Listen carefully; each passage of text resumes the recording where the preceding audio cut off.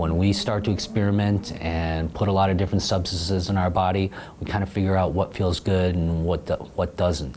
Crack cocaine hit me like a brick. It was amazing. I thought that I could handle that drug. I would go to really bad parts of town at all hours of the night to be able to get these drugs. I would buy it from people that were less than savory, to say the least, that put myself in some danger. What I thought was a drug that I could master soon mastered me. I found myself, in a McDonald's parking lot in a beautiful Mercedes-Benz with a spoonful of my drugs, cooking it out in the open. I was gonna lose my job, I was gonna lose my house, I was gonna lose my car. I had long ago lost all, any kind of love for myself. And I'm like, how is this happening, I'm a smart guy. I got a master's degree. I make 6 figures. I should be somebody. I reached out and got help, went to my first rehab facility in Oshkosh, Wisconsin. Some of the fears that a lot of newcomers have is sobriety even gonna be fun? Because you used to, in order to be socially acceptable, and now you can't even interact with people socially, you're completely isolated, and you spent all your resources on something that never gave you anything that you wanted and never gave you anything in return. And so trying to develop that spiritual relationship with something that I can't see, taste, hear, or touch was certainly a challenge. Got about 6.5 months right now, so by far the longest amount of clean time I've ever had in my entire life, and it feels good. I got a job now that I'm working in recovery, and I get to help other addicts and alcoholics find the help that they're looking for. I can provide hope just by the fact that I'm still clean today. I started to build relationships back up with my family, mended a lot of bridges that I'd burnt in the past. So it's good to see these things start to come back into my life.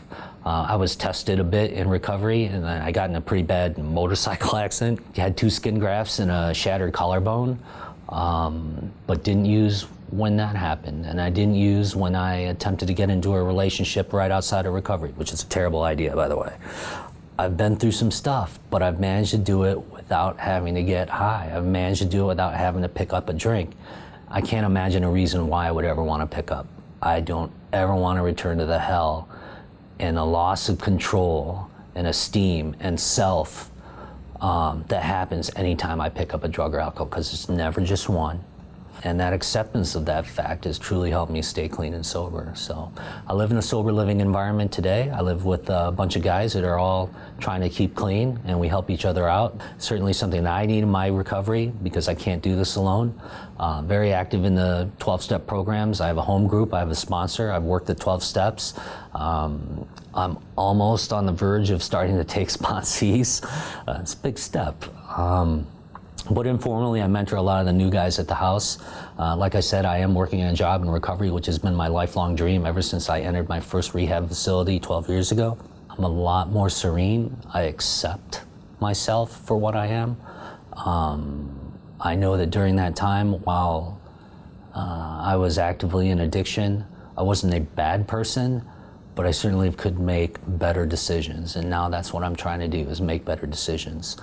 And to be able to be comfortable with self and to love yourself. Because once you learn how to do that and develop that relationship with your higher power, really nothing can stop you.